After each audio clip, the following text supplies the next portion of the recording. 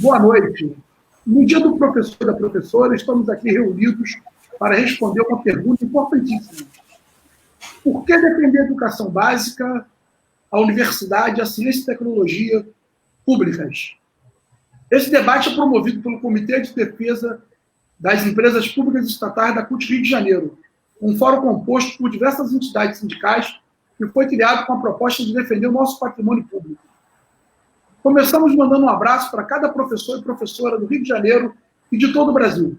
Em tempo de desvalorização da educação e da ciência, com governos que desprezam o conhecimento, a CUT Rio presta sua solidariedade a essa categoria tão importante, a vida de cada um de nós. E hoje contamos com a presença de 4 mulheres extraordinárias e incansáveis nessa luta em defesa do ensino e da ciência. Vamos começar dando nossa boa noite para a deputada Bia, de Minas Gerais, deputada pelo PT de Minas Gerais.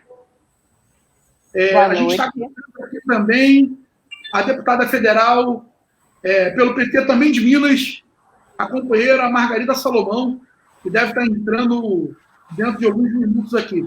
Quero saudar a Lígia Bahia e saudar a nossa companheira vice-presidenta da CUT do Rio de Janeiro, companheira Duda Quiroga. Eu vou passar imediatamente aqui para ouvir a companheira Bia falar um pouco de como ela está vendo esse cenário tão difícil que nós vivenciamos hoje, em que a educação, a ciência e a tecnologia são desprezadas em nosso país por quem governa os mais diversos níveis. Esse assunto é o assunto que trazemos hoje para o nosso debate em razão de vivermos uma ocasião diferente de tudo que já foi vivido pelas nossas gerações. Por favor, Bia. Bem, Sandro, primeiro eu queria agradecer a gentileza do convite, dessa interação que vai... A interação é Rio, Bahia e Minas Gerais, não é? Então, agradecer pela gentileza. Quero cumprimentar as minhas colegas, né, de debate, a Lígia e a Duda, e minha companheira de Estado, a quem eu desejo muito que se torne prefeita de Juiz de Fora, a deputada federal Margarida Salomão. Então, quero agradecer, parabenizar pela iniciativa, e antes de entrar no debate, eu queria também fazer a minha homenagem aos meus colegas de profissão. Nós celebramos esse 15 de outubro, o nosso dia. Eu sou professora da Educação Básica, esse ano completo 24 anos de magistério, estou deputada estadual pelo Partido das Trabalhadoras aqui no estado de Minas Gerais, em primeiro mandato. E um dos compromissos firmados como candidata, e é o que eu procuro honrar, é exatamente a representação da categoria da educação dos serviços públicos aqui em Minas Gerais. Então, quero deixar o meu abraço, a minha gratidão por cada um e por cada uma fazerem a educação, porque é disso que se trata, né? Apesar dos governos, nós mantemos a educação pública de pé, fazendo os enfrentamentos em nome de melhorias das nossas condições, mas fundamentalmente em nome da população, porque quando a gente faz a luta em defesa da educação, a gente está fazendo a luta em defesa do povo. Para começar o debate, eu pontuaria 2 questões. Primeiro, por que a educação básica, a universidade, ciência e tecnologia são atacados nesse período que nós estamos vivendo, né? Pelo atual governo federal, por muitos governos estaduais, com propostas, com projetos, com PECs. Não é uma coincidência. O ataque à universidade, o ataque à educação básica, o ataque à ciência e pesquisa, constituem uma ação estratégica do grupo que hoje comanda, né, o nosso país. Essas áreas são áreas estratégicas, e é fundamental para eles, né, que estão que hoje governam o nosso país. E numa articulação internacional, porque nós não estamos descolados do mundo, é fundamental para eles que essas áreas elas estejam controladas, amordaçadas, silenciadas e que não cumpram seu papel na sociedade. Nós estamos discutindo soberania. Não é possível falar na soberania de um país sem que esse país desenvolva ciência, sem que esse país tenha suas próprias pesquisas. Não é possível falar em soberania sem que o país tenha suas próprias universidades e tenha uma educação básica de qualidade para o seu povo. Então, o que está sob ataque, na verdade, é a soberania do nosso país, né? Assim como em outras áreas, nós identificamos mais claramente a discussão de soberania, aqui o debate é sobre soberania. O debate é sobre um controle social. É necessário, e por isso, inclusive, os sindicatos são tão atacados. É preciso silenciar o pensamento divergente, é preciso silenciar qualquer contestação. E também a ideia do controle do orçamento, né? São áreas fundamentais, são áreas que a Constituição protegia, né, porque nós temos ataques à Constituição desde o golpe parlamentar, e, portanto, nós temos conglomerados empresariais que querem ter o controle cada vez mais do dinheiro que é público e cada vez mais na definição das políticas que deveriam ser públicas. Não é raro discussões curriculares e políticas nacionais relacionadas à educação serem gestadas e escritas por empresários na área da educação. Então, tem essa disputa, além da disputa do controle social, também tem a disputa da questão econômica. E por que é fundamental esse debate? O que é público é para o povo. O que é público atende à população. O meu melhor exemplo é o pior, porque é um crime, mas é o que nós vivemos em Minas Gerais. Em janeiro de 2019, dia 25 de janeiro de 2019, rompeu uma barragem aqui na região metropolitana, de propriedade da Vale, e essa barragem, ao se romper, ela matou imediatamente, em segundos, 272 pessoas. Era uma empresa privada, que primou pelo lucro acima da vida, que diminuiu custos em relação à segurança dos seus trabalhadores, que sabia dos problemas estruturais daquela barragem e não fez a evacuação da área, porque muitos trabalhadores morreram almoçando. Esse é o retrato do privado. A diferença é que quem assistiu todas as comunidades atingidas por esse crime, cujas consequências nós vivemos até hoje, foi o bombeiro, foi a Defensoria Pública. Quem acolheu os órfãos foram as professoras, a assistência social. Quem está cuidando das pessoas é o Sistema Único de Saúde. Quem fez a investigação? A segurança pública. Então, essa é a diferença. O que é público atende ao povo. E é por isso que a nossa defesa, nesses tempos tão difíceis, precisa ser pela continuidade do que é público, porque o público é o que atende à população. E lamentavelmente, esse crime é o nosso melhor exemplo da diferença entre o privado, que prima pelo lucro acima de qualquer coisa, e o público, que é aquele que ampara, aquele que assiste, aquele que protege, ou deveria proteger, aquilo que está a serviço do povo. Então, essa é a minha primeira síntese para que nós possamos iniciar o debate.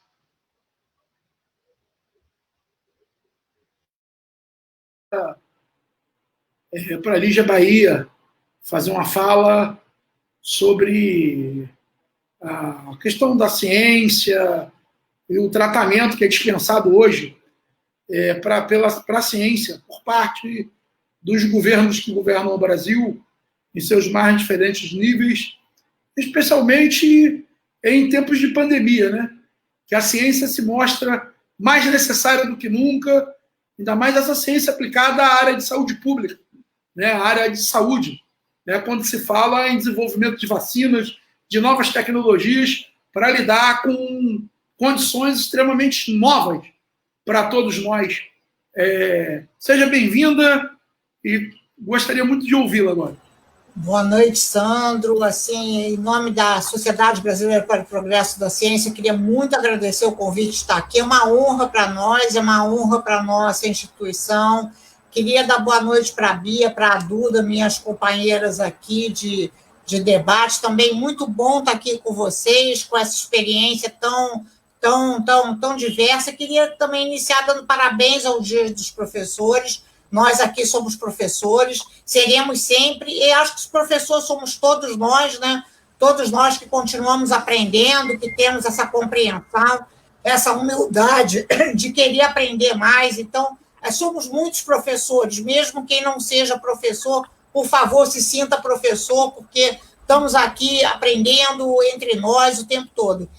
E queria falar assim, um pouco sobre a ciência, né? A ciência aconteceu assim, né? Talvez um dia a gente possa conversar mais comprido, mas hoje não dá. Aconteceu que a ciência se separou da religião, né? A ciência ela se tornou a esfera do racional contra a esfera, digamos, mais, enfim, dos mitos, de uma compreensão sobre o mundo apoiada em argumentos, em hipóteses, que são hipóteses não racionais.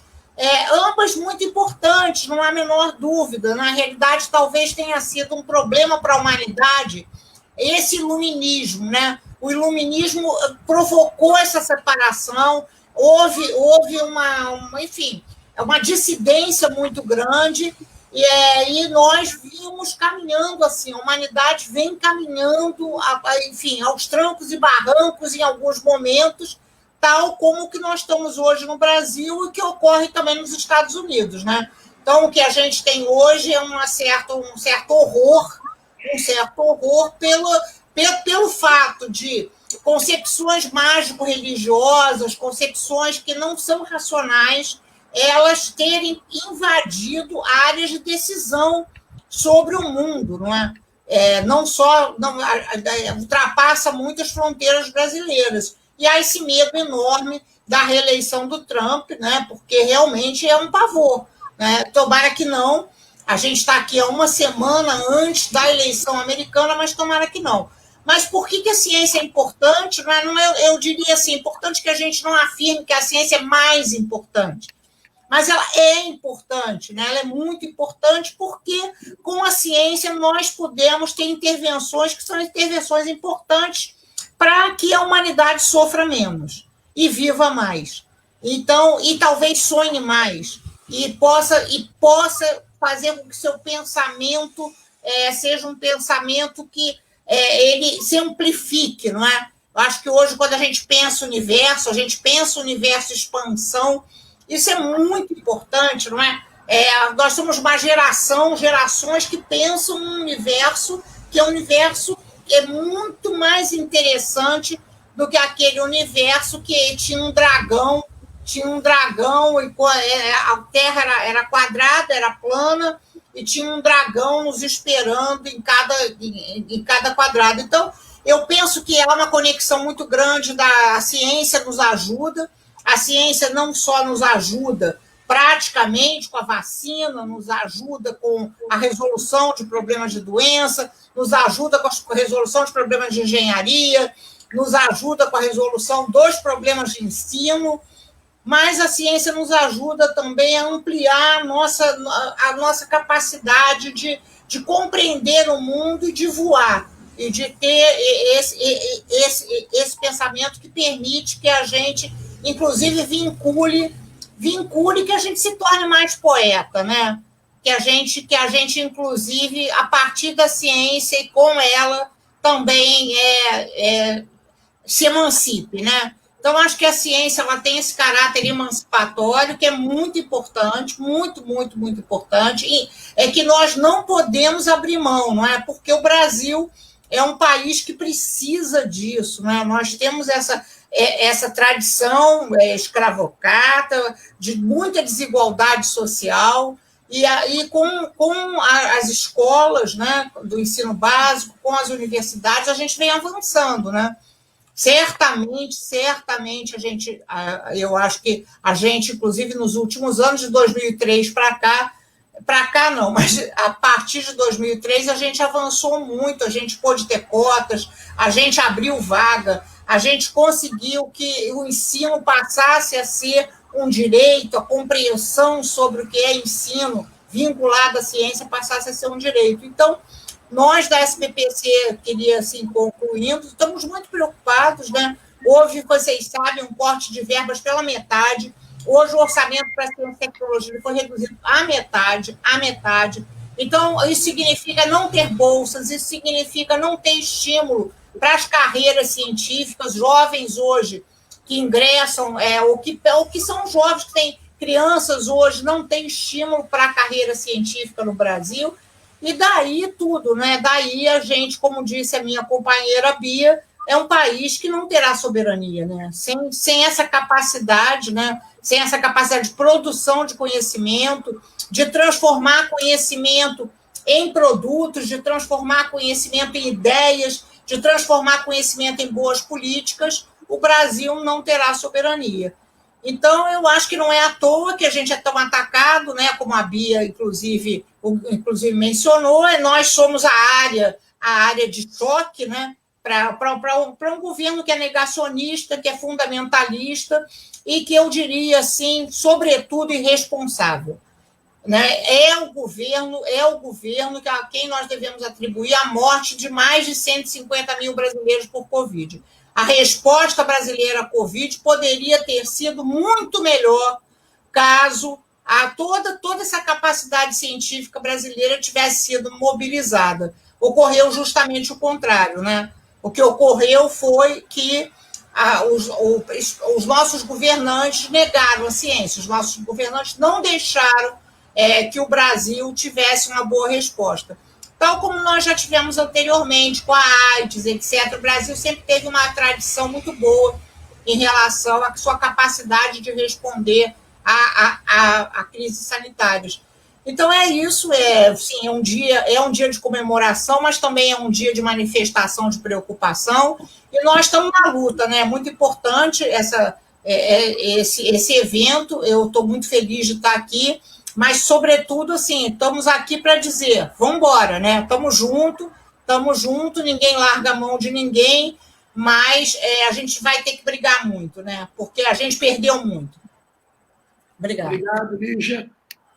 Eu quero aproveitar a oportunidade para dizer que o nosso debate está sendo transmitido online, tanto pelo YouTube quanto pelo Facebook da CUT Rio e de entidades parceiras, como a CUT Brasil, a FICENG, a Federação dos Engenheiros, o SEND, do Rio de Janeiro, o mandato do Valdec, o mandato da nossa deputada federal por Brasília, Érica Cocai, Energia Não é Mercadoria, Frente Ampla em Defesa dos Correios, a Arte Singularidade na Luta, Sintex do Rio Grande do Norte, Sintoferj do Rio de Janeiro, Fentex, que é a Federação Nacional dos Trabalhadores da ECT, o Sintec AP, Sintergia RJ, Sindicatos Petroleiros do Norte Fluminense, Federação Única dos Petroleiros, Sindipetro Caxias e Sintramico.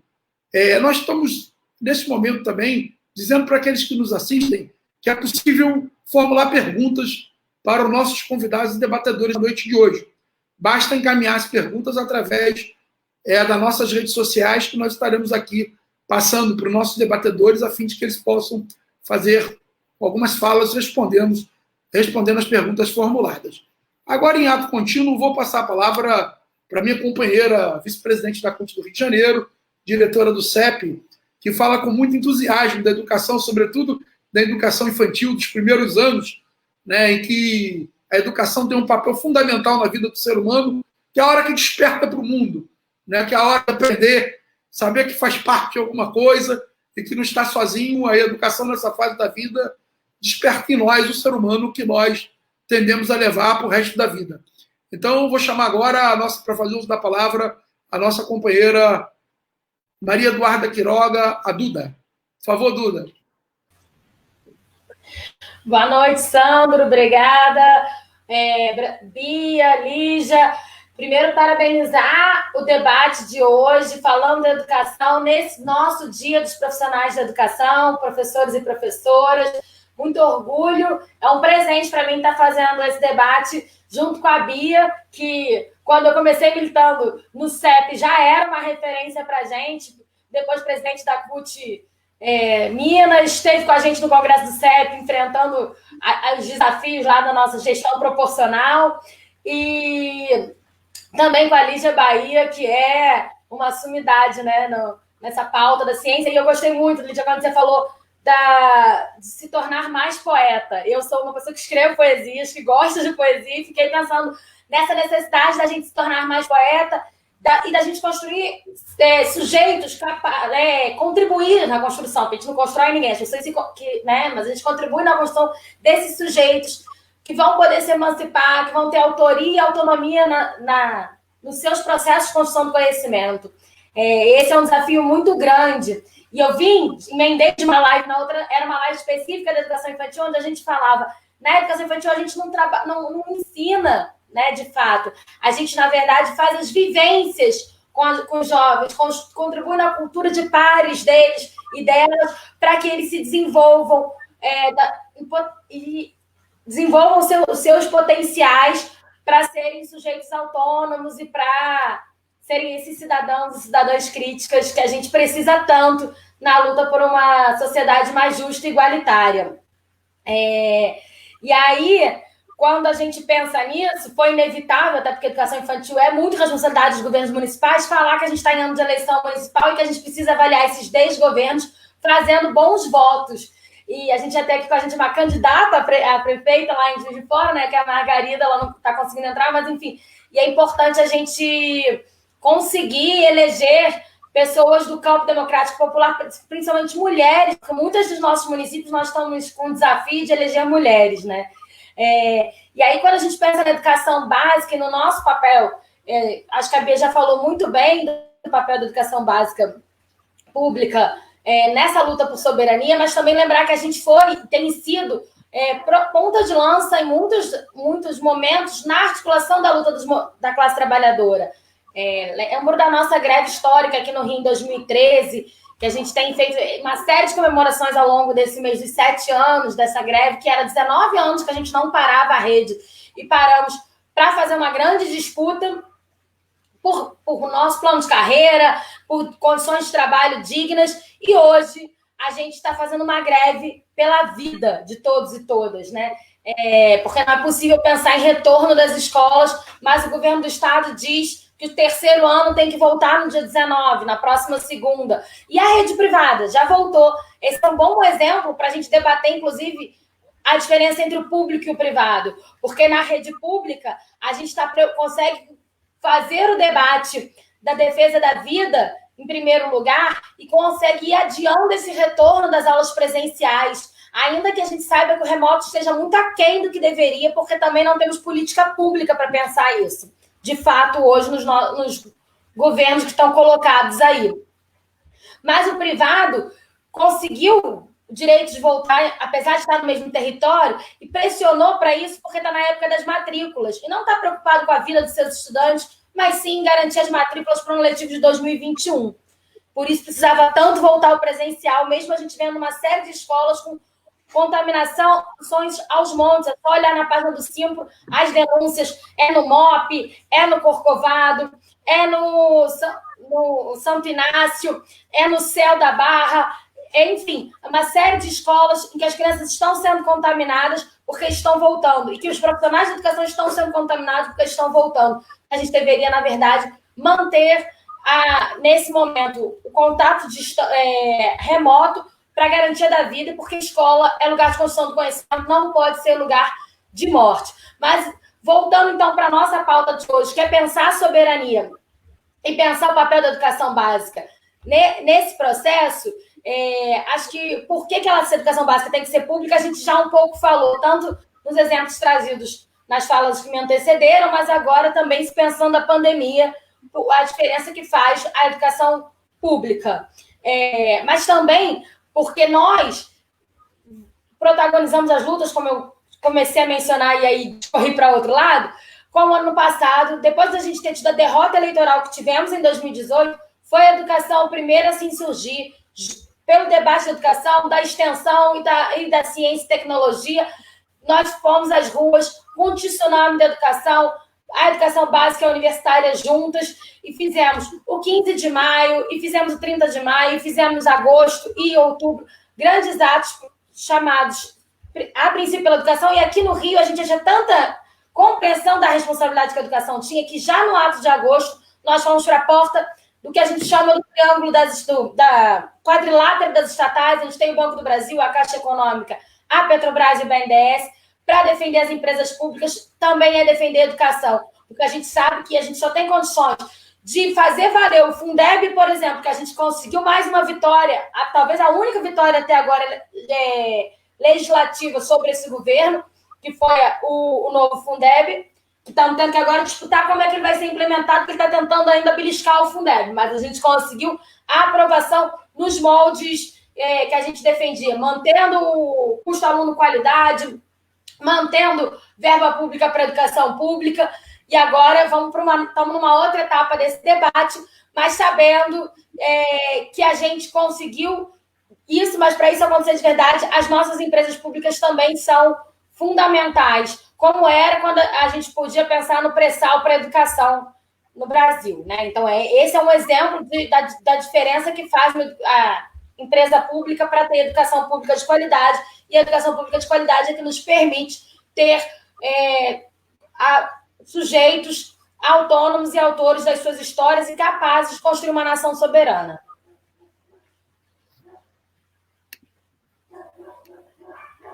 Muito obrigado pela sua fala, Maria Eduarda, que muito enriquece aqui o nosso debate na noite de hoje. Nós estamos aqui meio a companheiras, mulheres maravilhosas aqui, muito boas no debate, lutadoras, né? Lutadoras da área da educação, que estão aí batalhando há muito tempo para que a gente possa alcançar um sonho de um Brasil mais justo, solidário e soberano. E nós estamos caminhando para trás nesse momento, infelizmente. O Brasil anda a passos largos para o passado, né, infelizmente. Mas nós temos sempre a esperança que os momentos difíceis também nos trazem novas oportunidades de repensar o que é necessário fazer para resistir a tantos ataques, que a gente... acabou aqui um celular querendo falar aqui junto comigo, né?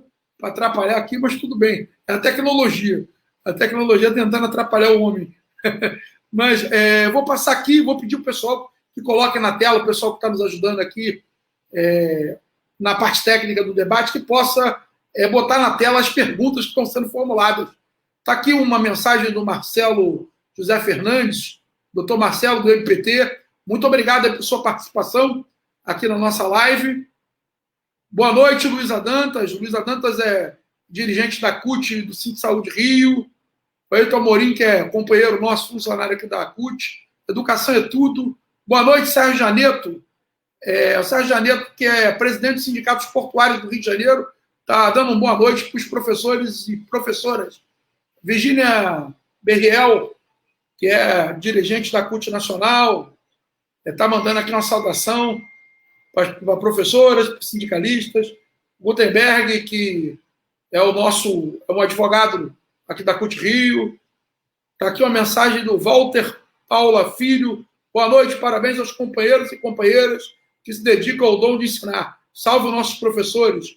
Joana de Ângeles mandando a mensagem. Olá a todos e todas. Tem muita gente aqui assistindo agora a nossa live. A Marisa, do Cito Ferdi, diz aqui, Cito Ferdi presente. Obrigado aí por estar acompanhando a nossa live. Até agora o pessoal está formulando as perguntas. O pessoal do Simpaf está mandando a mensagem. O Enio Fraga da Silva diz presente. Seja bem-vindo, companheiro. O debate aqui está muito bom. Portuários do Brasil Santos, estamos acompanhando. Aqui é o companheiro Eduardo Guterra, da Federação Nacional dos Portuários, que também acompanha a nossa live nesse momento. José Nunes, parabéns a todos os professores e professoras do nosso Brasil. São esses que, apesar das dificuldades que o país lhe impõe, conseguem mudar a vida de muita gente através da educação. Isso é verdade, José Nunes. O que seria de nós se não fosse os nossos professores e professoras? O Emerson Marinho, trabalhadores do Correio, apoiando a luta em defesa da educação pública. O Emerson é secretário de Comunicação e Imprensa da FENTEC, da Federação Nacional dos Trabalhadores do Correio. Está aqui a nossa Cássia. Nós, professores e professoras, queremos dignidade e respeito. Obrigado, Cássia, por sua participação. Vou estar aqui, voltando aqui o debate para a nossa companheira Bia, para que a gente possa continuar aqui debatendo o nosso tema, que é um tema riquíssimo, né? Riquíssimo essa coisa da forma que eles vêm tratando a educação no Brasil e o porquê que se combate tanta educação. Por que o governo do Bolsonaro, por exemplo, tem como um mote dizer que vai tirar a esquerda da educação, dizer que vai tirar esse pensamento de esquerda da educação, o que eu fico, de alguma forma, muito lisonjeado, porque, na verdade, a educação ela não tem um papel ser de direita ou de esquerda, né? Ela tem um outro elemento, ela traz um elemento civilizatório, e essas pessoas são inimigas da civilização. Ia passar para a Bia aqui fazer um pouco do comentário dela sobre essa abordagem que, principalmente, o Bolsonaro faz de inimigo da educação e de inimigo de tudo isso que nós tanto prezamos. Bem, eu acho que essa opção do atual governo e de vários governos, né, estaduais também, que espelham erradamente nesse comportamento, primeiro, tem a ver com uma característica desse governo, que tem característica fascista, né? Tem a característica da eliminação de quem pensa diferente, da diversidade, da pluralidade. Então, acho que essa é uma característica, corresponde a uma característica.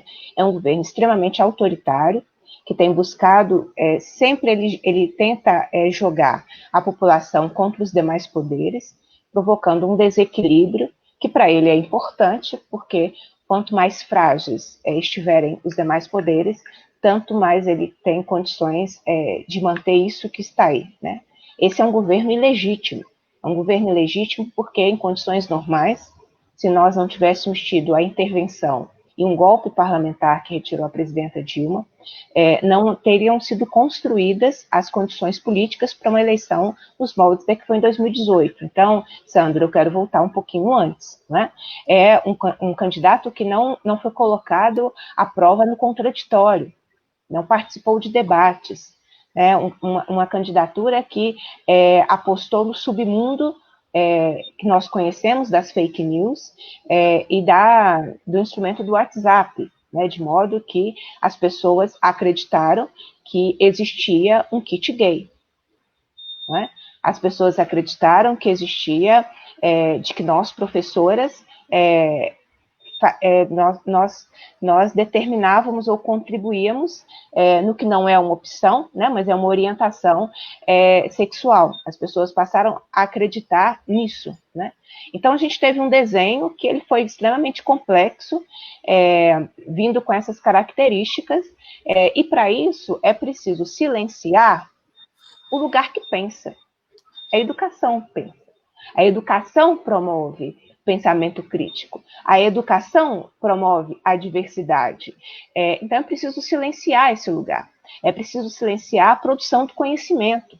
Por isso, os ataques à universidade, por isso, o não respeito à autonomia universitária, tantas intervenções, né, com a indicação de reitores que não foram escolhidos pelas comunidades das respectivas universidades. E é por isso também um ataque à ciência, de modo que nós tenhamos uma dinâmica que ela é pavorosa, ela é inimaginável, de ter um presidente que diga que a pandemia, que todas as nossas gerações nunca viveram, era uma gripezinha, de modo que ele fosse minimizando o que é algo gravíssimo, e nós chegamos à marca de 151 mil mortos, e essas mortes não são naturais, elas eram evitáveis, mas o combate à ciência também como um mecanismo de higienização, né? São características desse governo. Acho que isso explica muito os ataques que nós temos sofrido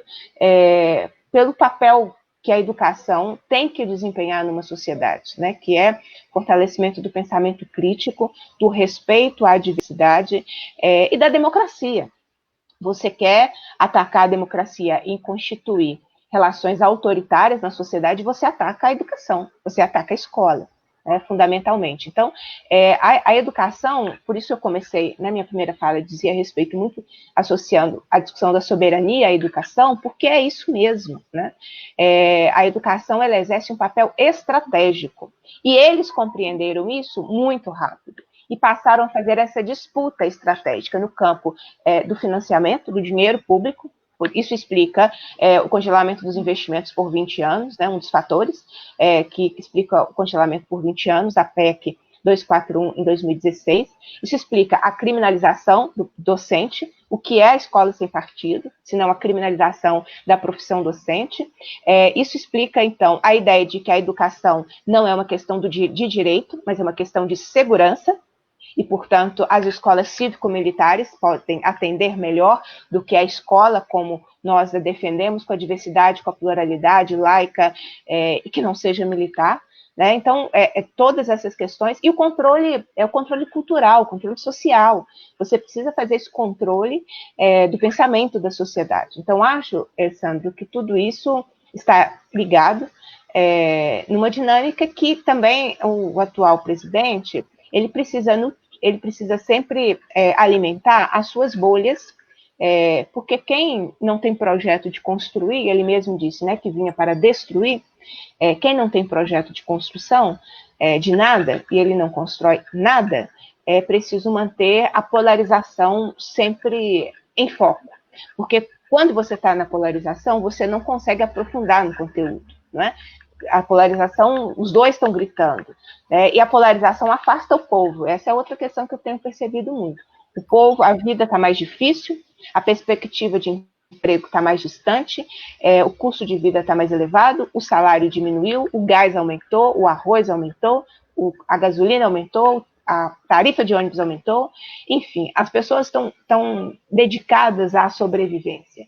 E aí, essa polarização faz com que a gente se afaste das pessoas, né? A gente, que eu digo que tem pensamento antagônico, né, o que está aí, exatamente porque a gente, nessa polarização, as pessoas estão na vida concreta delas. Eu acho que o nosso desafio é sair dessas bolhas, né, que as redes sociais, esses algoritmos nos colocam em bolhas, e de repente a gente só convive com quem pensa igual, é isso que a rede social faz com a gente, né? Eu nunca vou receber algo fascista, eu nunca vou receber algo do mito, porque o algoritmo sabe como eu penso, né? Então isso é muito perigoso, e nossa tarefa é furar essas bolhas, né? Constituir processos que a gente consiga conversar com o povo, e não tem lugar que conversa melhor com o povo do que a escola, não é?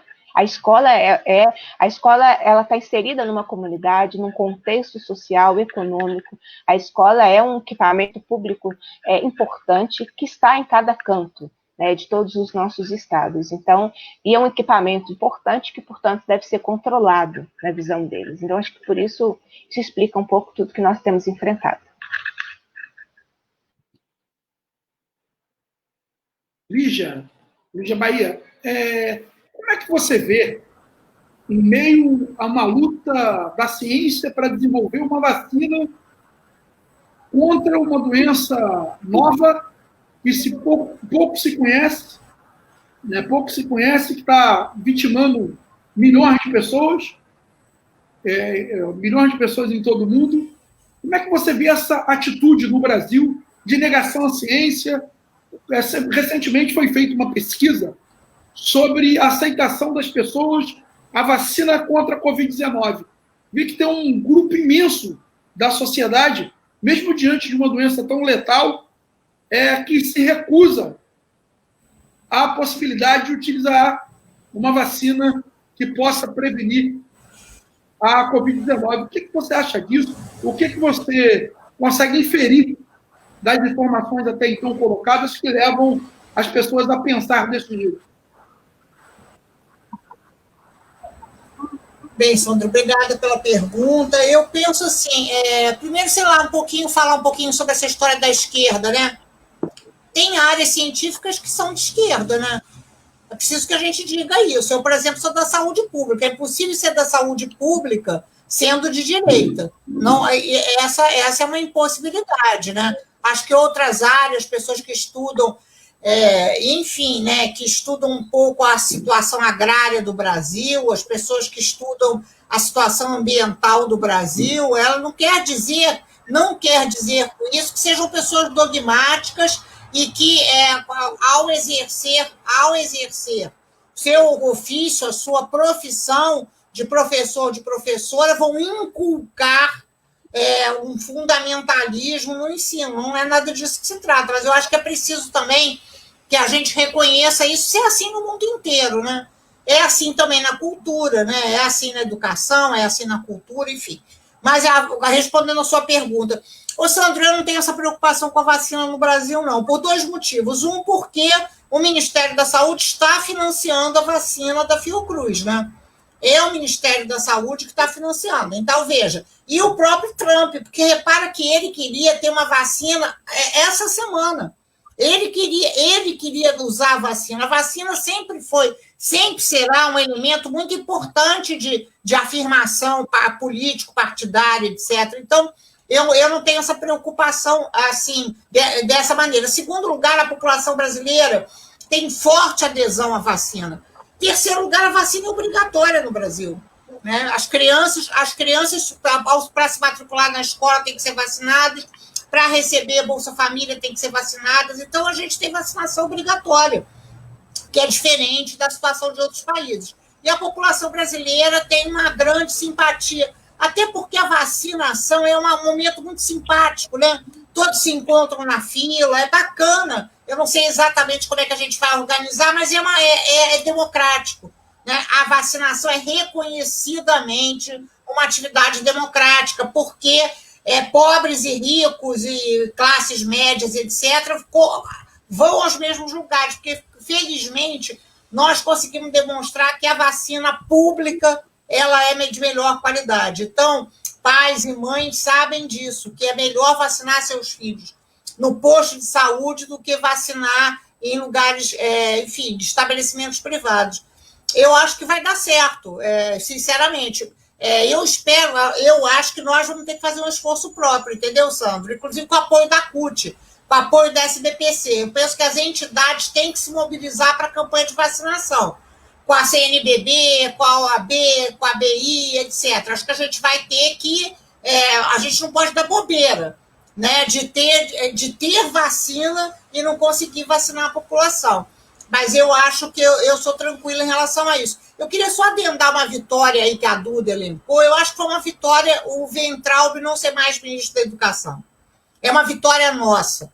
É uma vitória nossa, porque o Weintraub ele era um protagonista dessa história que nas universidades todo mundo fuma maconha e faz bacanal o tempo todo, né? A universidade para o Weintraub é uma espécie assim de boate, inferninho, prostíbulo, misturado com aqueles lugares que se usa ópio, né? Eu acho que ele tem uma visão de universidade, alguma coisa desse tipo. E o fato dele não ser mais ministro é muito importante, porque veja que a gente tem um ministro que não é, né?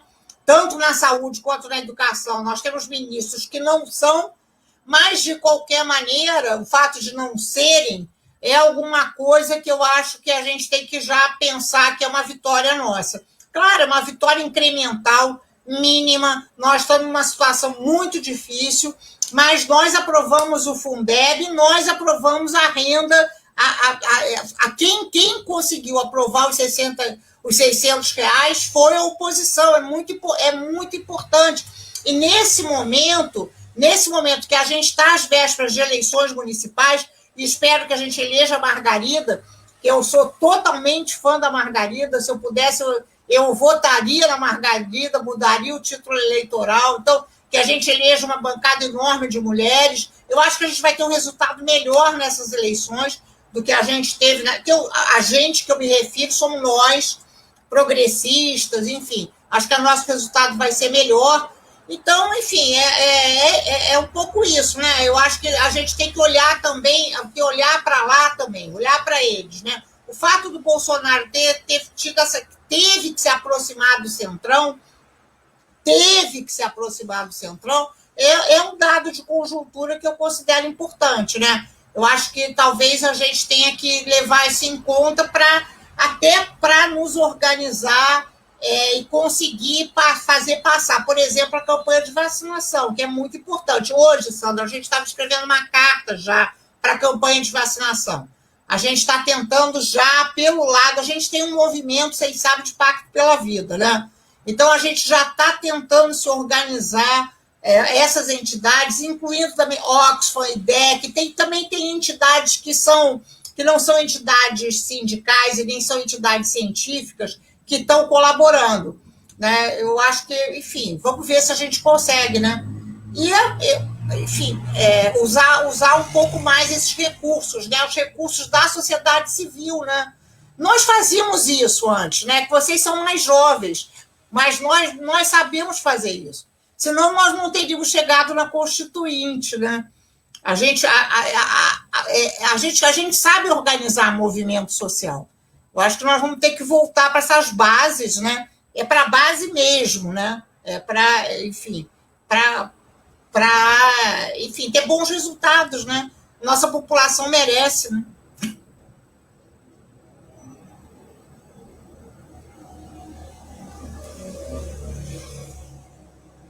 Chegaram algumas perguntas aqui para nós. Primeiro, eu quero agradecer a Lígia pela excelente fala. Contextualizou muito bem essa situação em que qual cenário está se dando a tentativa de chegar a uma vacina e a importância disso para a saúde pública e o empenho que a sociedade brasileira normalmente tem em torno de participar do programa de vacinação, porque não é só algo dos técnicos, mas é do próprio povo, né? O próprio povo tem se enganjado historicamente a favor da vacina no Brasil. Por isso que nós temos história de sucesso muito grande em algumas campanhas de vacinação, né? Em alguns casos de doenças que agora, infelizmente, vem voltando, como é o caso do sarampo, né? Algo que a gente tem que estar prestando bastante atenção. Chegaram algumas perguntas aqui. A Viviane Nascimento disse o seguinte: a pandemia mostrou a importância dos serviços públicos, sobretudo da pesquisa, das universidades públicas, do ensino de qualidade. Na percepção de vocês, a população está percebendo isso? Aí já passo para a companheira Duda, para responder essa pergunta simples. Essa pergunta é simples, se a população está percebendo isso. Eu quero dizer que a gente tem uma dificuldade para compreender exatamente o que a população está percebendo, exatamente porque a gente está num momento em que a gente está mais nas redes, e nas redes a gente fica nas bolhas, que a Pietro, né, falou bastante aqui a respeito. Então,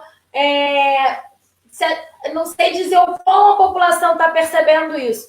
Sei dizer no nosso lugar da escola que a gente tem feito reuniões com muito mais responsáveis, que tem visto que o CEP não é um bicho-papão, mas sim um sindicato que luta, ao lutar pelos direitos da classe trabalhadora da educação, dos profissionais de educação pública do Rio de Janeiro, está lutando também pela qualidade do ensino para os filhos dos trabalhadores e das trabalhadoras. Vocês têm conseguido fazer uma quantidade boa de conversas, de rodas de conversa com os responsáveis e pensado junto esse momento, já que o governo não constrói a política pública que deveria para pensar esse momento, nós temos feito isso com os responsáveis, nós do Núcleo de Estudos de Educação Infantil do CEP, mas também depois o sindicato como um todo já conversou, tanto fazendo plenárias de educação de jovens e adultos, da educação do campo, da educação especial, e pensando em cada um desses segmentos como atuar. Não é à toa que quando a gente foi para o grupo de trabalho para discutir o retorno às aulas, nós conseguimos construir um campo de atuação ali, que estava o Conselho de Escola-Comunidade, que estava o sindicato,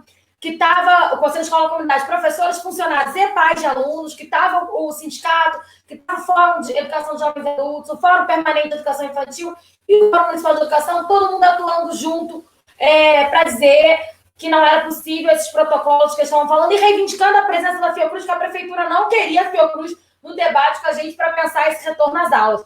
Eu queria aproveitar rapidamente para falar sobre esses ataques à educação nesse governo, que na verdade os ataques à educação começam com um golpe, né? Por toda essa caracterização que a Bia já trouxe, e a Lígia também, da importância da educação.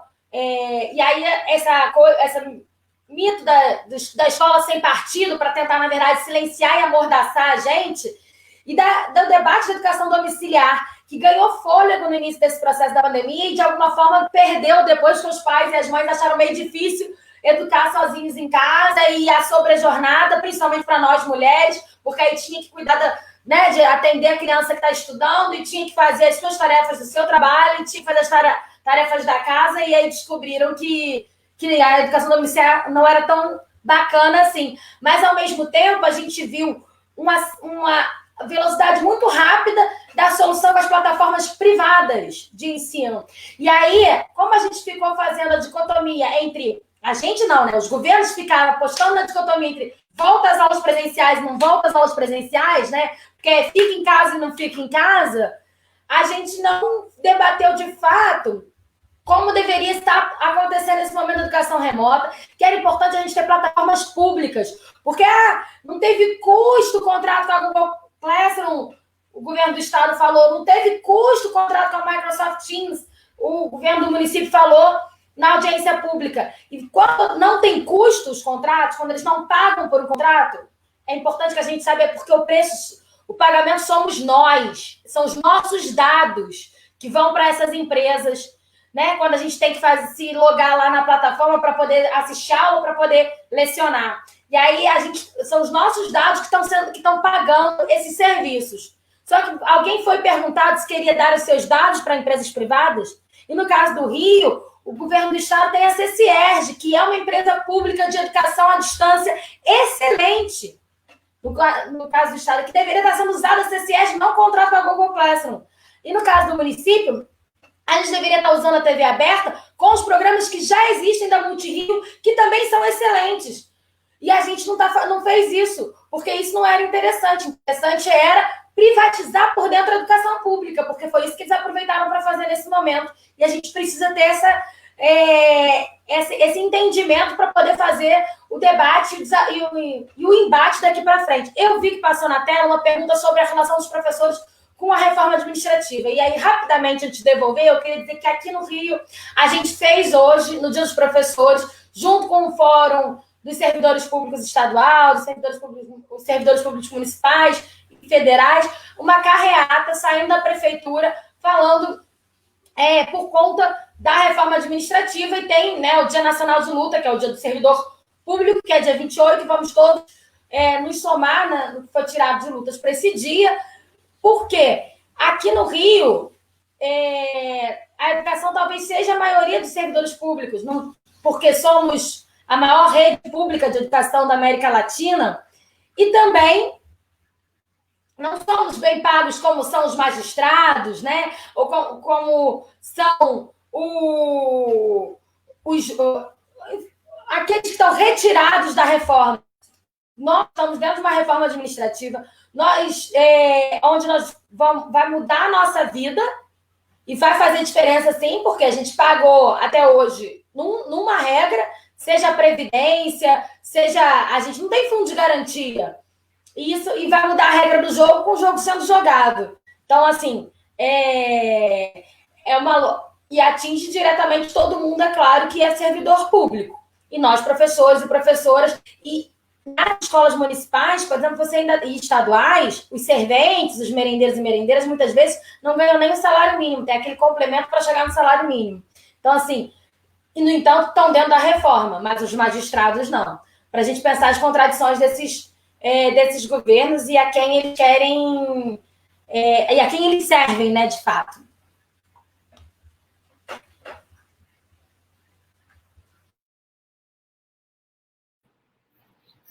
Obrigado, Duda, pela sua fala.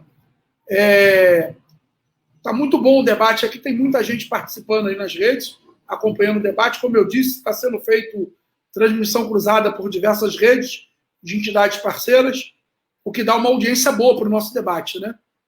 Tem alguns mandatos parlamentares transmitindo, e a gente desde já agradece aos companheiros e companheiras que se predispuseram a fazer isso. É sempre muito bom estar com companheiras como a Bia, a nossa deputada estadual, a Beatriz Cerqueira, que é difícil chamar de Beatriz, costumado chamar de Bia, nossa deputada estadual, ex-presidente da CUT, Minas Gerais, a Duda, que é a nossa vice-presidente aqui, e, como eu disse, sempre fala da educação com muito amor, transborda de amor quando fala da educação, é um negócio muito bonito de se ver, o carinho com que se fala disso, isso é todo um diferencial.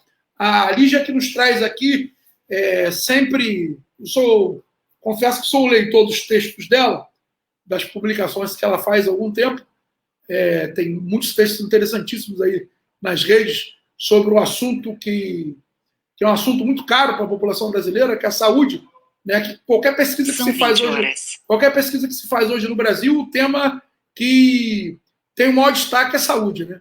Porque as pessoas estão muito preocupadas com a questão da saúde, ainda mais num momento como esse que nós vivemos.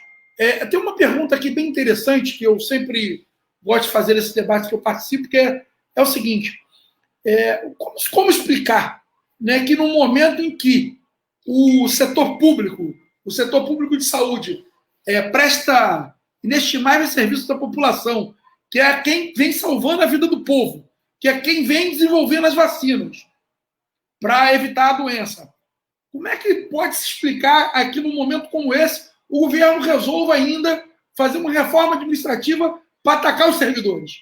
Como é que se pode chegar à conclusão do que leva a fazer isso num momento como esse e querer buscar um enfrentamento com os servidores nesse momento? O que vocês atribuem essa tentativa, essa possibilidade, como a gente está vendo em vários estados do Brasil, né?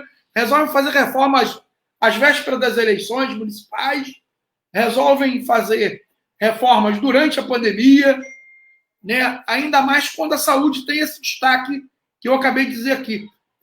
Nunca se falou tanto do sistema de saúde como agora. O que leva alguém a achar que é possível fazer reforma contra os servidores públicos nesse momento? O que vocês atribuem a isso? Pode começar pela Bia ou começar pela Lígia. Bem, eu acho, Sandro, meus colegas aí de bancada, é uma discussão de projeto de sociedade. É isso que nós estamos enfrentando. Quem hoje está no poder não negocia, gente. Não tem um ponto de negociação. Às vezes eu vejo que nós tratamos a atual conjuntura como as conjunturas anteriores que nós enfrentamos. Essa é a pior. Essa é a pior. Nós estamos diante de um governo que está destruindo tudo.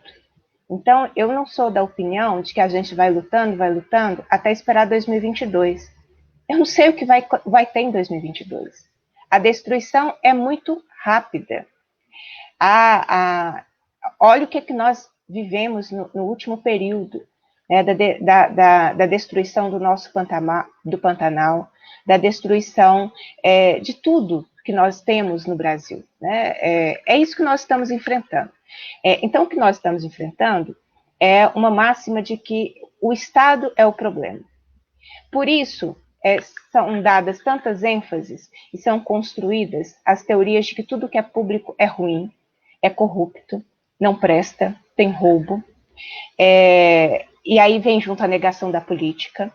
E se o que é público tem corrupção, tem desvio de dinheiro, porque a associação que é feita é essa há muito tempo, a lógica que tenta trabalhar na cabeça das pessoas se nós temos todos esses problemas no sistema público, no que é público, qual é a saída? Vamos para o privado.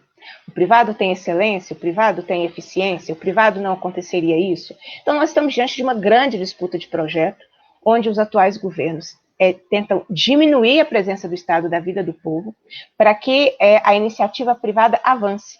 Isso explica a luta que nós travamos, e eles, nesse momento, venceram, da desregulamentação da terceirização.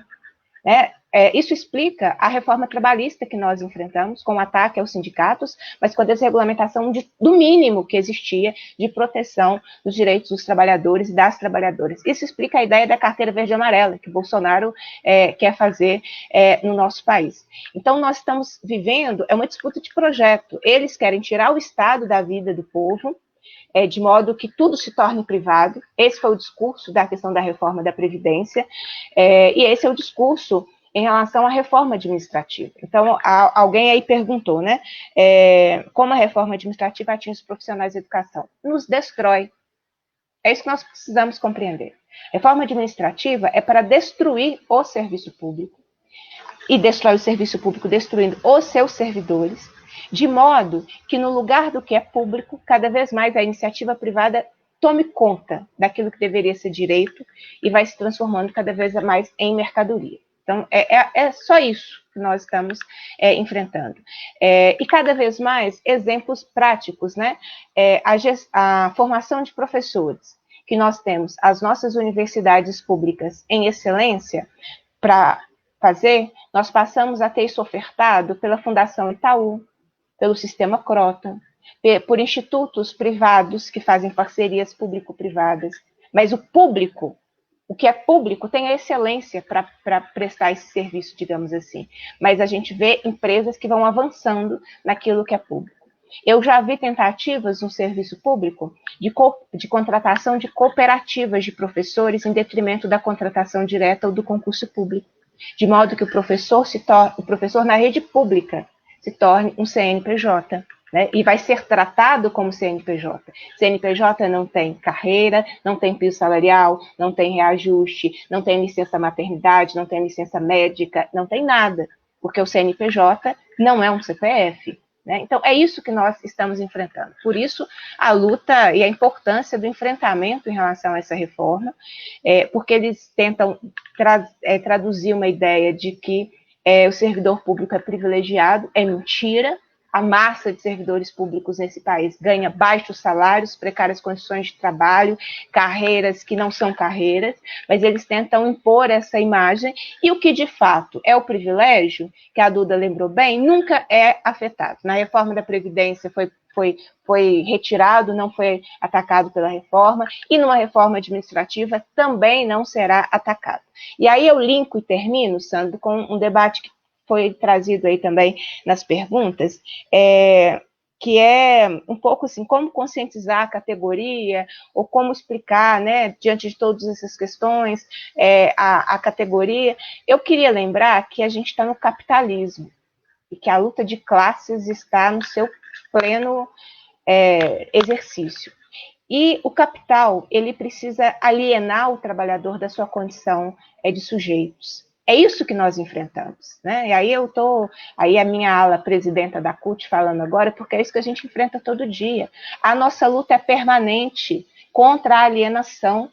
A alienação, a gente luta o tempo inteiro para que esse trabalhador se veja como sujeito. É por isso que é Paulo Freire, porque as pessoas precisam compreender o contexto social, político e econômico em que estão inseridos. Essa é a nossa luta como movimento sindical. Por isso que a gente faz formação sindical, por isso que a gente faz tantas mesas de análise de conjuntura, é para que a gente dispute e quebre essa alienação que o capital, que tem o poder econômico, que tem o poder político, que tem todos esses poderes, e nós temos o poder de ser classe trabalhadora, mas o capital, ele investe nessa alienação, de modo que as pessoas não se identifiquem como sujeitos e, portanto, não vão se organizar para enfrentar aquilo que as prejudicará, aquilo que as matará, aquilo que as impedirá de ter condições melhores. Então, é isso. Por isso os sindicatos são tão importantes. Por isso esse debate promovido por vocês é tão importante. Por isso que os sindicatos são tão atacados. Porque o sindicato exerce um papel fundamental. A organização da classe trabalhadora, ela é fundamental. E é por isso que existe um processo ideológico fortíssimo contra a organização da classe trabalhadora, porque ela organizada rompe essa alienação e o sujeito, quando se vê sujeito nessa sociedade, entende qual é o seu lugar na luta de classes. Eu acho que essa é a nossa tarefa.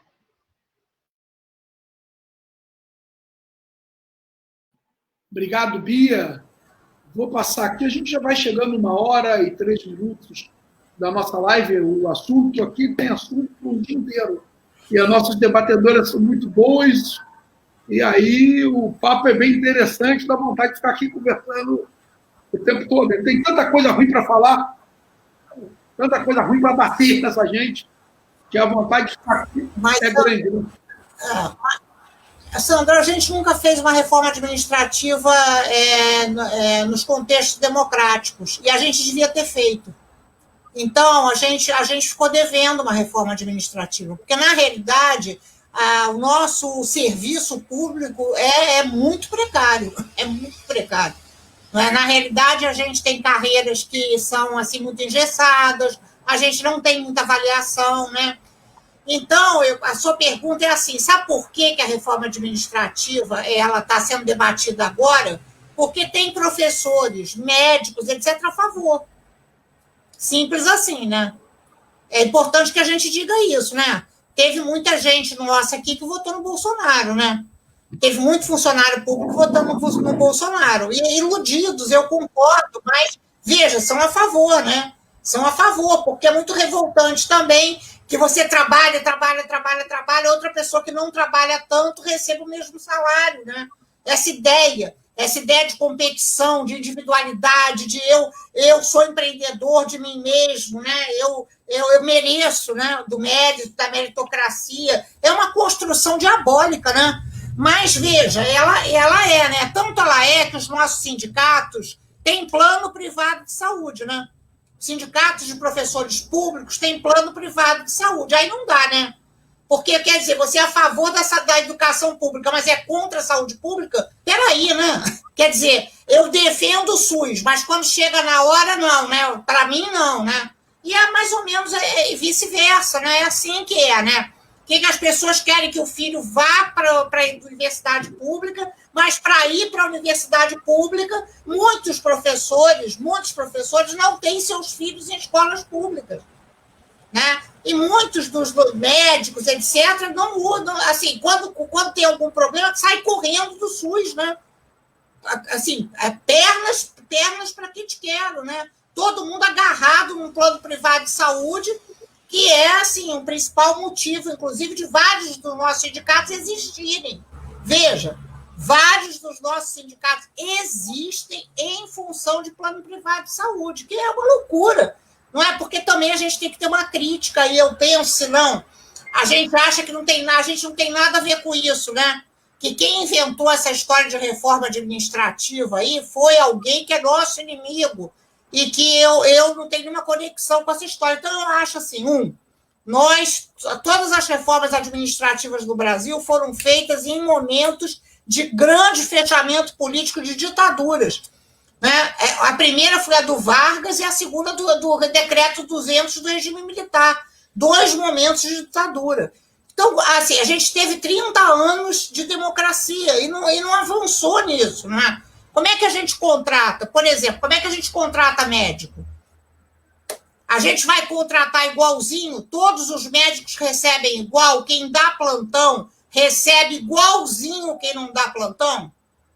Quem dá plantão domingo é a mesma carreira do que quem vai ali 3 vezes por semana? Como é que é isso? Quais são as carreiras, não é? Essa complexidade é uma complexidade mesmo nos outros países. Isso é tratado de maneira muito séria, não é? Não tem essa história de isonomia salarial e as pessoas querendo trabalhar, por exemplo, na minha área, 30 horas por semana, né? Imagina o que é, assim, imagina um serviço público cujos trabalhadores querem trabalhar 30 horas por semana. Isso é impossível, né? Então, eu acho que a gente tem muita coisa aí para debater, Sandro. Essa pergunta sua, ela chega assim no final, eu sei que é polêmico, mas é para ser polêmico mesmo, né? Eu acho que seria muito importante que a gente pudesse discutir a reforma administrativa não só reativamente, mas propositivamente. Se a gente não for capaz de avançar e ter propostas, nós vamos deixar de cumprir o que nós podemos fazer. A gente tem que avançar nesse momento. Quais são as carreiras de serviço público e parar com essa baboseira que carreira de serviço público é quem é fiscal, né? Porque é assim que eles consideram. Carreira de serviço público é quem arrecada. Como se a gente estivesse no tempo do rei Ricardo Coração de Leão. Os impostos, que arrecada imposto, entendeu? Então, eu acho que a gente precisava mesmo. E, Sandro, tomara que a gente consiga se reunir de novo. A gente está chegando no final da live, eu não posso ficar aqui me estendendo, mas eu sou muito preocupada com isso, sabe? Extremamente preocupada. Inclusive, eu penso que os nossos sindicatos precisam, sinceramente, olhar de frente para esse problema. E dizer assim, eu tenho a ver com isso. Isso me diz respeito. Me diz respeito. Eu aqui na nossa... A sede dos sindicatos virou corretagem de plano de saúde, gente. Isso é uma vergonha. A Uni vende plano de saúde. Na sede da Uni tem venda de plano de saúde. Vocês entendem o que significa isso? Assim, aí a gente diz assim, não, mas isso é o privado. Bom, mas eu sou a favor da saúde pública, certo? Como pessoal da educação é a favor da educação pública, né? Então, o que pode? O que pode ser público? O que é público? e o que não é público, né? Eu acho que educação é pública, cultura é pública, ciência e tecnologia é pública, saúde é pública. Se a gente não tiver uma esfera pública, né? Uma esfera pública muito forte nesse país, danou-se, né? E aí eu acho que assim, essa compreensão ela está faltando, né? Há muito tempo, há muito tempo. Acho que a gente vem se enrolando nessa história, mas chega um momento que não dá mais para ficar se enrolando. A gente vai ter que olhar olho no olho. Ter uma DR, né? Acho que vai ser bom a gente ter uma DR. Muito obrigado, Lígia. Vou passar para a Duda. Duda, você que tem essa vivência em educação pública, né? Que é dirigente de um sindicato de educação, quais são os aspectos mais perversos dessa reforma administrativa para os anos iniciais da educação pública? Abre o som. Eu já ia falando sem abrir. É que 1h10 a gente já vai ficando, né? Porque eu emendei uma na outra.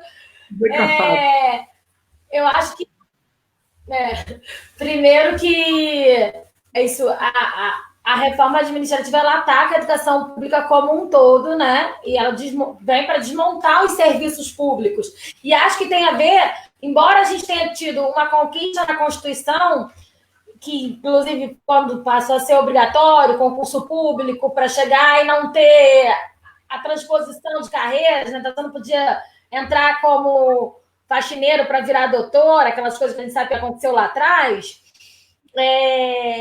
Mas depois disso a gente não avançou, porque a gente entrou de forma muito aguda na década de 90 no neoliberalismo, e aí é isso, tem um tanto de coisa que a gente deveria ter feito quando esteve no governo e não fez, como a Lígia lembrou. E aí, hoje a gente está pagando o preço disso, assim como a gente deveria ter feito a reforma tributária e taxado as grandes fortunas. E a gente não fez. E a gente tem que estar fazendo esses debates de forma propositiva, de fato, para mostrar que a gente também não defende o que está aí, porque o que está aí também não nos contempla. E a melhor forma de defender a educação pública é dizer qual seria a reforma administrativa correta. E que, por exemplo, a gente pensa, então só atividade fim que tem que ser funcionário de carreira. Olha, eu que sou da educação infantil digo que isso criou para a gente um Frankenstein na sala de aula, porque nós, professoras e professores, concursados de carreira, agentes de educação infantil terceirizados da Amazon, que muitas vezes não recebem passagem, não conseguem chegar para trabalhar. Aí nós temos a limpeza da Conlurb. Mas em outras unidades, não.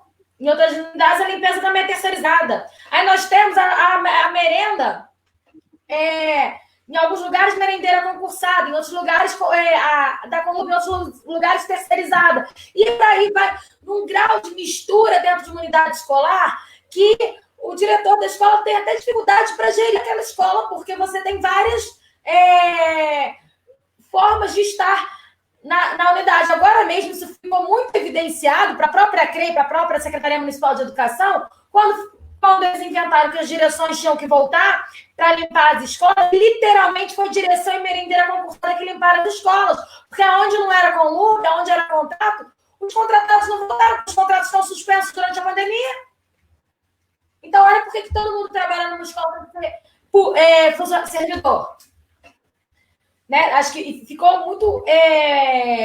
muitas coisas também, a pandemia acaba tirando debaixo do tapete e mostrando a diferença que faz você ter um servidor público construindo a coisa pública e pensando a coisa pública. E por que faz a diferença a educação ser pública e não privada? Também ficou mais evidenciada, eu acho, que durante esse momento e agora com essa discussão do retorno e a pressão para o retorno nas escolas privadas, porque está no período de matrícula. Dizer que a gente vai fazer um debate no CEP também sobre a reforma administrativa no dia 27, às 17 horas. E vamos, enfim, trazer toda aquela pluralidade que tem ali, né, da proporcionalidade do nosso sindicato, nos representando, vai estar o companheiro Roberto, que é presidente da CUT Sergipe, já confirmou a participação no debate. Então, dia 27, 17 horas. Obrigado, Duda. Vamos agora passar nossas considerações finais. O debate nesta noite foi excelente e bastante enriquecedor. Trouxeram de forma bem elaborada conhecimentos aqui sobre situações que são situações fáticas da vivência de cada uma aqui, que é muito importante, né? Que se traga da sua própria vivência, dessa coisa de que a gente pratica no dia a dia, da luta de cada um, de cada uma, que faz nos seus espaços de atuação. E aí nós vamos chegando no momento final, vou passar para que façam uma breve consideração final, cada uma das companheiras aí, para que a gente possa encerrar o nosso debate. E mais uma vez eu vou agradecendo quem está na nossa audiência. Vamos lá, Beatriz Cerqueira, nossa Bia. Eu quero agradecer pela possibilidade do debate, me senti muito honrada, e quero parabenizar por ter feito uma composição, não sei como é que a gente fala quando é virtual, né? Quando é presencial é mesa, né? Essa bancada de mulheres. E eu digo isso porque não é comum, como a minha origem é o movimento sindical, não foram raras as vezes que eu me deparava com mesas constituídas exclusivamente por homens. Já aconteceu comigo pelo menos uma vez, né, de ser chamada para compor uma mesa em que eu não tivesse direito à fala, sendo a única mulher. Então, acho que esse espelho dessa mesa foi pedagogicamente muito importante, considerando, inclusive, que é no dia 15 de outubro, onde mais de 80% dos profissionais da educação somos nós, mulheres. Não é? E discutir desse lugar é fundamental, porque não é igual. A pandemia não atingiu igualmente homens e mulheres. O desemprego não atingiu igualmente homens e mulheres. Teletrabalho, ensino remoto, seja lá qual nome for, cada estado tem o nome da precarização, né? Maior ainda do nosso trabalho docente, atingiu mais as mulheres, porque são elas que estão nesse teletrabalho, seja lá o nome que tem, administrando seus núcleos familiares, que se tornaram mais tensos em função de um isolamento e distanciamento social, administrando um orçamento que ficou menor, muito ou pouco, vai depender aí de cada realidade, com as coisas subindo de preço.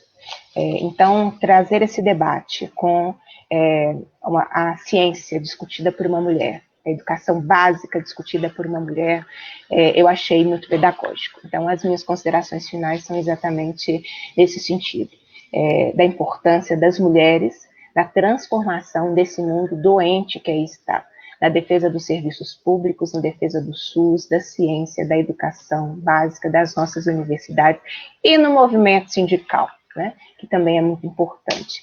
A gente deixou aí, você nos mediou porque você é o presidente da CUT, né? Mas é isso, mais mulheres em todos os espaços, porque isso faz uma grande diferença no debate. E nós estamos num período eleitoral, me permita sempre desejar mais mulheres na política, para que a gente quebre essa subrepresentação. A gente não vai vencer esse mundo de desigualdades se nós não vencermos o patriarcado que nós enfrentamos, com toda a misoginia e violência que as mulheres sofrem. Então, é esse o meu recado final, a gentileza do convite, me senti muito honrada e foi um prazer estar aqui virtualmente, espero que em algum momento a gente se encontre, Lídia. Aqui em Minas Gerais eu tenho fortalecido muito a parceria com as instituições públicas de pesquisa, e tem sido um importante aprendizado. Eu sou da escola pública básica, né, professora alfabetizadora, e depois que assumi a presidência da Comissão de Educação, Ciência e Tecnologia da Assembleia Legislativa, nós cuidamos também dessa parte, né, além da educação, ciência, pesquisa e tecnologia. Então, a Fiocruz tem sido uma parceira muito importante aqui, a SBPC, junto com a SBPC, com a Fiocruz, nós criamos aqui um grupo que chama Inteligência Coletiva, que congregou entidades, pesquisadores, pessoas, exatamente para pensarmos juntas, e a Comissão de Educação da Assembleia, esse enfrentamento à pandemia. Tá? Então, aqui a gente tem sido muito parceiro, e esse fortalecimento das instituições públicas de pesquisa tem que ser uma tarefa nossa. Foi isso que eu aprendi também no trabalho aqui. Não pode deixar só as instituições de pesquisa se defenderem. Nós temos que defendê-las.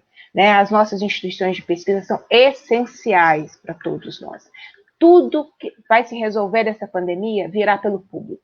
A vacina virá pelo que é público, o acolhimento e o retorno virá pelo que é público, o atendimento é pelo que é público, tudo virá pelo que é público. O que eu acho que com isso eu finalizo, o que nós precisamos é evitar que o debate do retorno às aulas, que eu acho que é o que está acontecendo, se torne uma pauta eleitoral.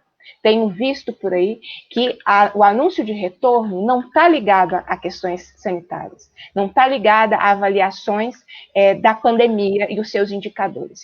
Está ligado numa disputa ideológica que passa por um debate eleitoral, porque agora, eu vivo isso em Minas Gerais, foi na porta da eleição que Minas Gerais, a rede estadual, anunciou um retorno presencial. Ninguém explica, porque não tem indicadores que expliquem um retorno presencial no momento que nós estamos enfrentando. Então, acho que também essa é a nossa tarefa. E fazer uma saudação aos sindicatos, porque eu sempre defendo, acho fundamental, acho importante, e vê-la aqui, Duda, para mim foi muito bacana, né? Ver sua militância, sua disposição e toda essa capacidade de liderança que você tem. A nossa Margarida Salomão, nós vamos perdoá-la pela dificuldade de conexão, considerando que ela já arrumou muitos votos enquanto nós estávamos aqui na batalha, né? Para ela ser a nossa prefeita de Juiz de Fora. E que tenhamos também muitas prefeitas com compromisso com a vida, porque é isso que nos faltou em 2020. Nós não tivemos líderes no Brasil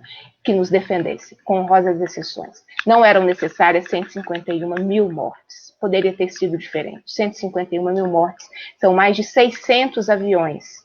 Eu faço essa comparação porque a gente sempre se comove, né, com acidentes aéreos.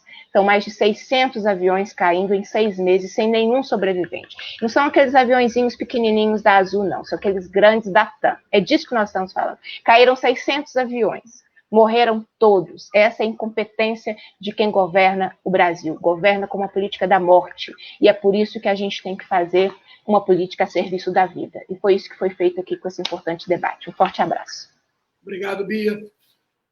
Eu vou passar aqui para Lígia, depois para Duda. Bem, eu sempre estudei em escola pública, né? Eu não só defendo, como não só eu estudo, como minha neta estuda em escola pública, né? Eu acho que é preciso que a gente tenha coerência, porque senão fica tudo muito esquisito, né? Acho que já não dá mais, né? Então, eu realmente defendo mesmo. Não é uma brincadeira. Defendo e defendo o SUS também. Mas defendo de verdade, né? Então, acho que é importante, assim, a gente poder conversar. Senão a gente acaba achando que eu estou falando dos sindicatos, assim, à toa. Não estou falando à toa, não, porque eu também sou sindicalista. Eu era, até algum tempo atrás, diretora de sindicato que tinha plano de saúde. Só que eu tentei tirar o plano, né? Acho que eu até consegui.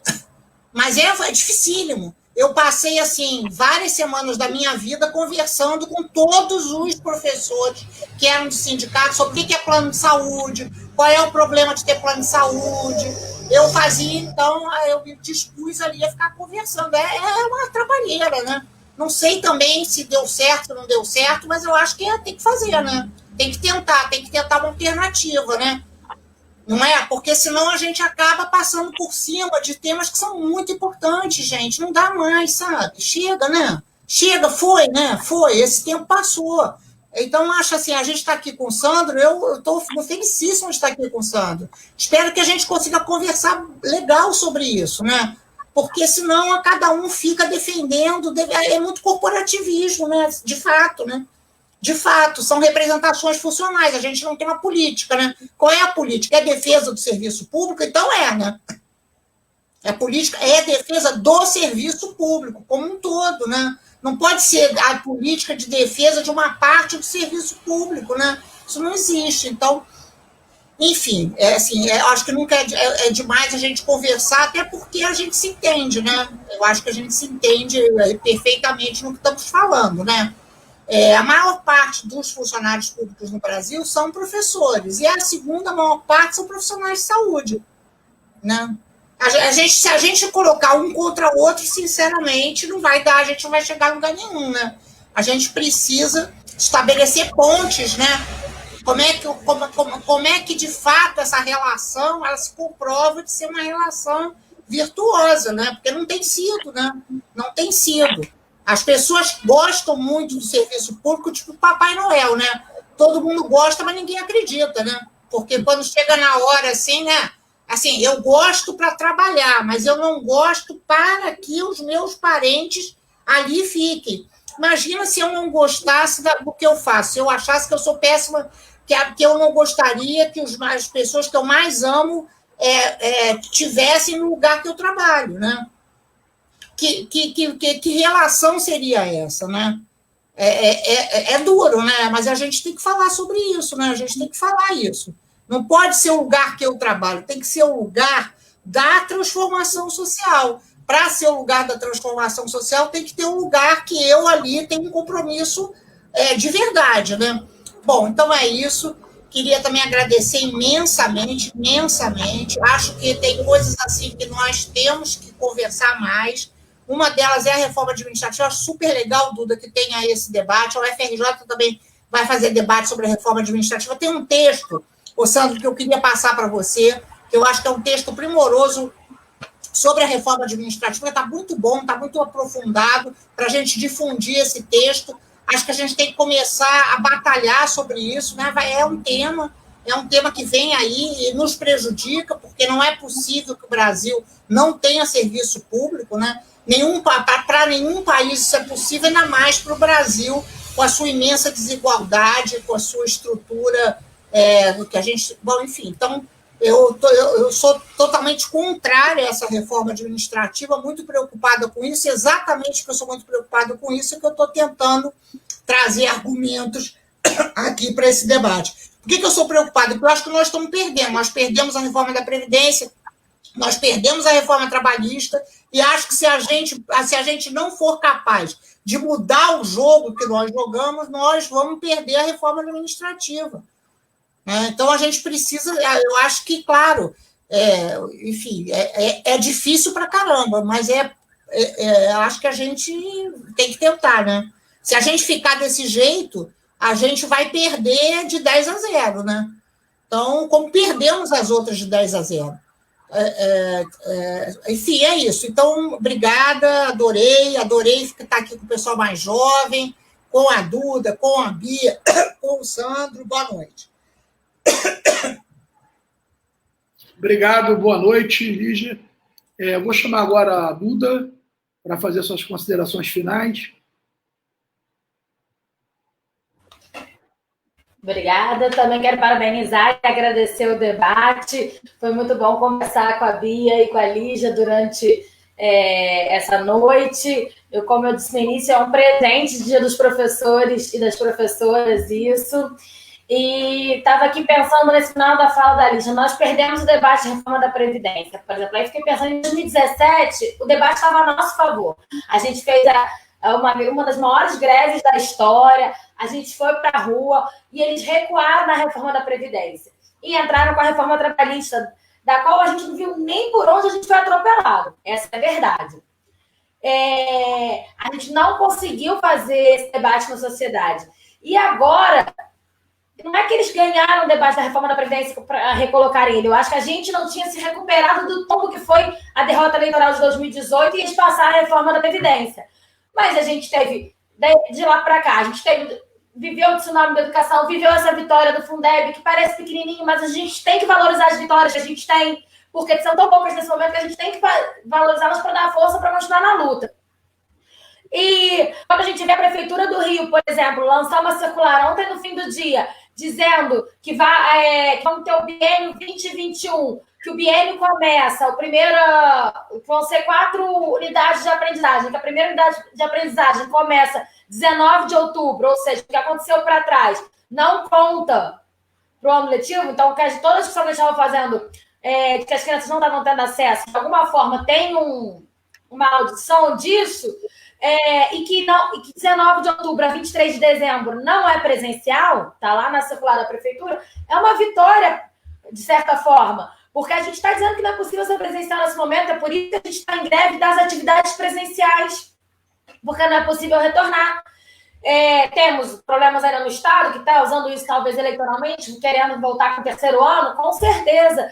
e temos que fazer essa disputa em cada lugar, a cada momento, outras prefeituras que estão com esse problema, mas a gente tem que valorizar as pequenas vitórias que a gente tem, porque elas vão nos dar força para continuar na luta e para tentar barrar essa reforma administrativa que está aí, não porque a gente é contra ter reforma administrativa, mas porque essa não nos serve. E nós queremos fazer, sim, um debate qual nos serve.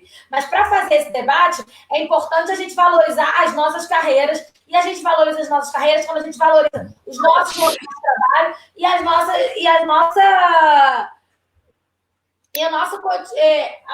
nossa relação cotidiana com esse local.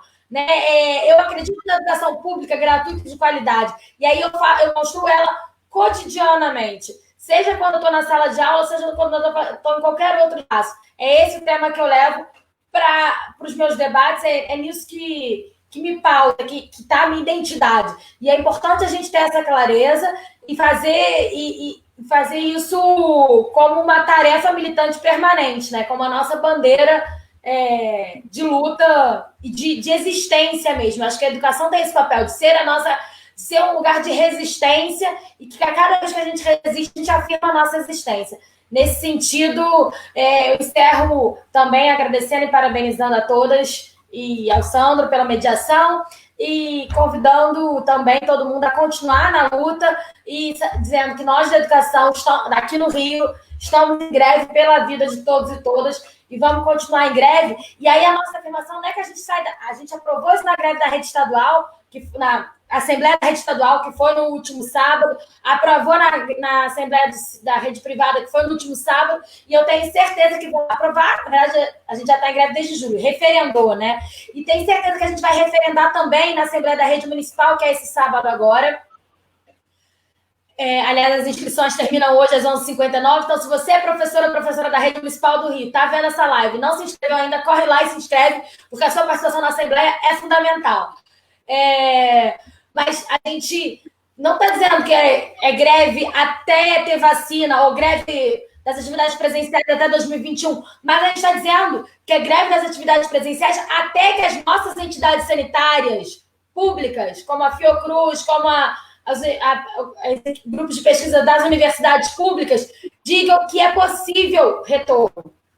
Então, a gente está falando que a nossa greve está pautada na nossa luta e que a gente acredita nas pesquisas dos nossos companheiros e companheiras, que eles é que têm a capacidade de dizer agora é possível retornar, agora tem condições. E não esses 3 governos que estão aí. É desse jeito que a gente acredita que é possível fazer a luta nesse momento, sabendo sim que estamos num debate, numa luta de classe muito maior, e que é estratégia deles, dentro de um fundamentalismo, é por isso que eles acham que podem atacar o servidor público, porque eles fazem uma lógica do fundamentalismo. A gente sabe que é nosso desafio, sabendo que estamos na luta de classes e que a gente tem que defender a classe trabalhadora e fazer formação o tempo todo, seja hoje nos retângulos de conversa virtuais, seja quando for possível na presença. E que também nas ruas e nas redes a gente forma quando a gente faz greve, a gente forma quando a gente faz luta. Também essas são tarefas dos educadores e das educadoras, educar pela luta. E é isso, boa noite a todos e todas. Mais uma vez, eu quero agradecer a participação das companheiras, que fizeram um excelente debate aqui conosco nessa noite. E, para encerrar a minha participação aqui, quero trazer para nós uma frase do nosso grande Paulo Freire, que diz o seguinte: educação não transforma o mundo, educação muda as pessoas, e as pessoas mudam o mundo. Uma boa noite a todos e todas, e vamos à luta.